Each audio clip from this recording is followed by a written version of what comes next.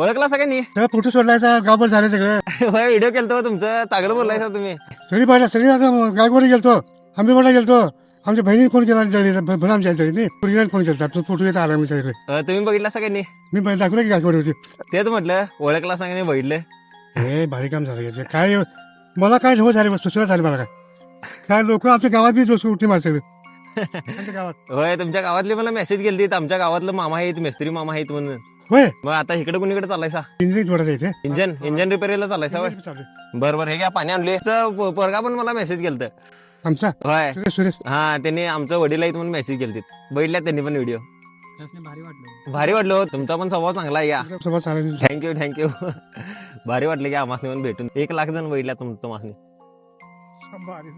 चला मग येतो मी, आता लेट झाले आम्हाला. हा, धन्यवाद.